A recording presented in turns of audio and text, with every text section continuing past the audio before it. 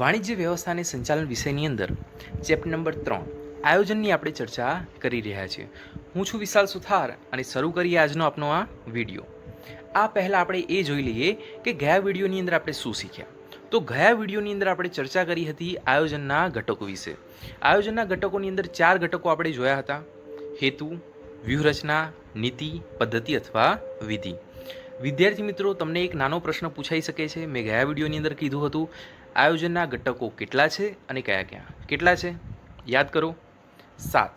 7 ઘટકો. અને કયા કયા તમારે વ્યવસ્થિત તેને તૈયાર કરવાનું, આને યાદ રાખવાનું. બરાબર છે? 1 માર્ક્સમાં પૂછાશે અને સાથે સાથે તમને 5 માર્ક્સમાં પણ મોટો પ્રશ્ન પૂછાઈ શકે છે. તો આ વિડીયોની અંદર આપણે જે બાકીના જે 3 ઘટકો રહી ગયા છે એ જોઈશું. તો 5મો જે ઘટક છે એ નિયમો, 6થો છે અંદાજપત્ર અને 7મો છે કાર્યક્રમ.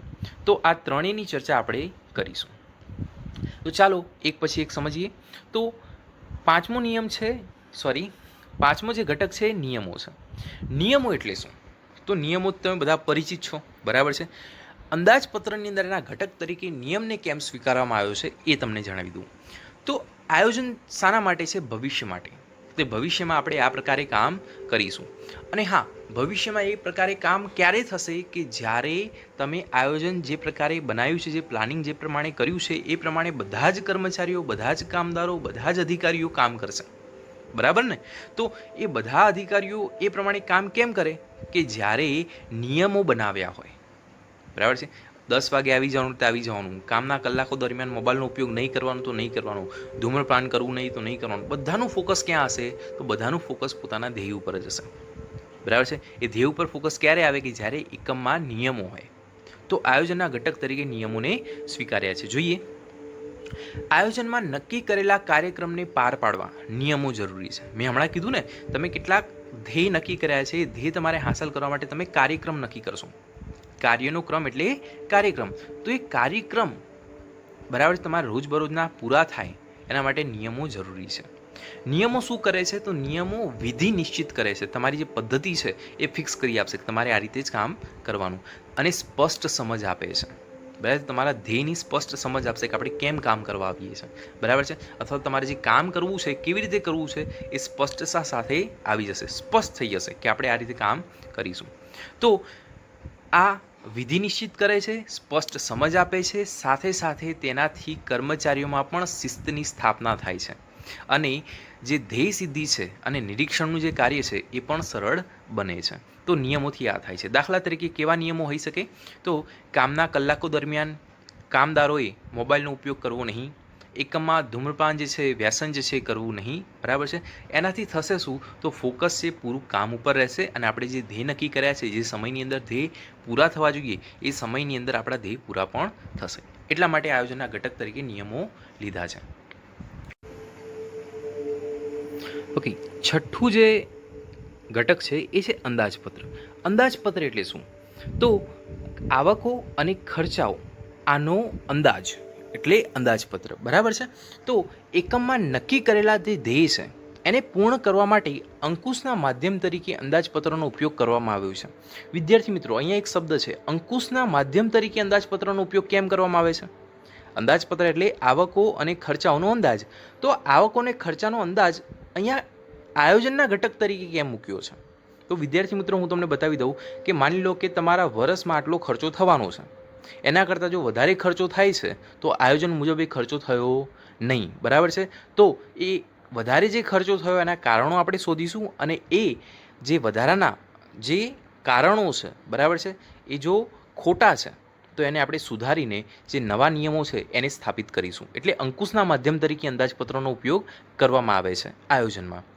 વિવિધ પ્રકારના અંદાજપત્રો, જેવા કે મૂડી ખર્ચનું અંદાજપત્ર, ઉત્પાદન ખર્ચનું અંદાજપત્ર, ઉત્પાદન ખર્ચ વધારે થાય છે કે ઓછો થાય છે ખબર પડે ને આપણને. વેચાણ અંદાજપત્ર, કેટલું વધારે વેચાણ થયું, કેટલું ઓછું વેચાણ થયું, કયા મહિના દરમિયાન વધારે વેચાણ થાય છે, કયા મહિના દરમિયાન ઓછું વેચાણ થાય છે, બધું જ આપણને અંદાજ આવી જશે.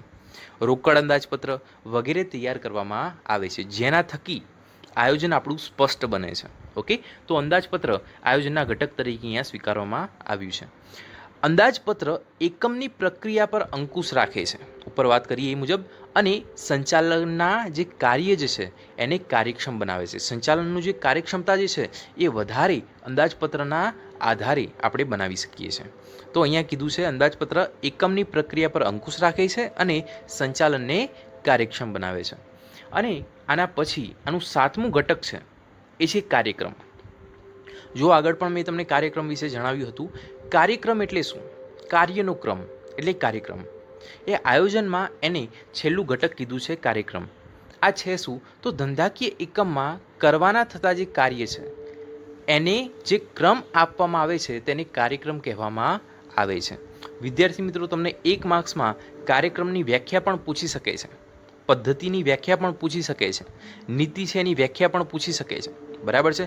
તો જે વ્યાખ્યાઓ છે એ તૈયાર કરજો. ધંધાકીય એકમમાં કરવાના થતા કાર્યને જે ક્રમ આપવામાં આવે છે તેને કાર્યક્રમ કહે છે. એટલે આ કાર્ય પહેલું કરવાનું, આ કાર્ય પછી કરવાનું, આ કાર્ય એના પછી થશે, તો એ આપણે ક્રમ આપી દઈશું, એને કાર્યક્રમ કહેવામાં આવે છે. અને આયોજનમાં એ જ ખૂબ જ જરૂરી છે કે પહેલાં આપણે શું કરીશું, બરાબર છે, અને પછી આના પછી રો મટીરિયલ આવ્યું છે, રો મટીરિયલ પછી એના ઉપર પ્રક્રિયા કરીને કાચો માલ જે છે એનું આપણે અર્ધ તૈયાર માલમાં રૂપાંતર કરીશું, અર્ધ તૈયાર માલને તૈયાર માલમાં રૂપાંતર કરીશું, અને એને આપણે કયા જગ્યાએ વેચવાનું છે એ આખો એક ક્રમ નક્કી થશે, એ કાર્યક્રમ. જો કાર્યક્રમ મુજબ કામકાજ થાય તો ધ્યેય સિદ્ધિના પ્રશ્નો ઊભા થતા નથી. તમે કાર્યક્રમ મુજબ તમે કામ કરતા જાઓ છો, તમારી ધ્યેય સિદ્ધિ થવાની જ છે, બીજો કોઈ પ્રશ્ન ઉપસ્થિત થશે નહીં. સંચાલનનું જે કામ છે એ કાર્યક્રમ મુજબ કામકાજ થાય છે કે નહીં તે જોવાનું છે. અને જે સંચાલન, જે મેનેજમેન્ટ જે છે એનું કામ શું છે? તો એ કાર્યક્રમ મુજબ કામ થાય છે કે નહીં, કામ અટક્યું તો કેમ અટક્યું, કારણ શોધો અને એનો નિકાલ કરો. તથા નક્કી કરેલા ધારાધોરણ સાથે સરખાવી જો તેમાં વિચલનો જણાય તો સુધારલક્ષી પગલાં પણ જરૂરી અહીંયા બને છે. આપણે શું જોઈ રહ્યા છે? આયોજન, આયોજનના ઘટકો. આયોજન શાનાથી બને છે? આયોજનના તત્વો કયા છે? તો આ 7મો મુદ્દો છે કાર્યક્રમ. જો અહીંયા શું કીધું છે? કાર્યક્રમ જે છે એ મુજબ કામ થાય છે કે નહીં તે જોવાનું સંચાલનનું કામ છે. અને નક્કી થયેલા જે ધારાધોરણ છે એની સાથે સરખાવી જોશે. માની લો કે 1 મહિનાની અંદર આપણે 50,000 એકમનું ઉત્પાદન થવું જોઈએ અને 45,000 એકમનું ઉત્પાદન થાય છે, તો શું થયું? તો આપણે અંદાજપત્રમાં લખ્યું હતું કે 50,000 એકમનું ઉત્પાદન થશે અને થઈ ગયું કેટલું?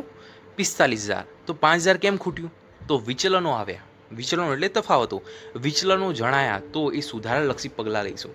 ત્યારે આપણને જણાશે કે અમુક જે કર્મચારીઓ હતો એ બધા કામના કલાકો દરમિયાન મોબાઈલમાં, બરાબર છે, કંઈક બિનજરૂરી કામ કરતા હતા. બરાબર છે? માની લો કે વોટ્સઅપ પર કંઈક મેસેજ જોતા હતા. બરાબર, ચાલે થોડું.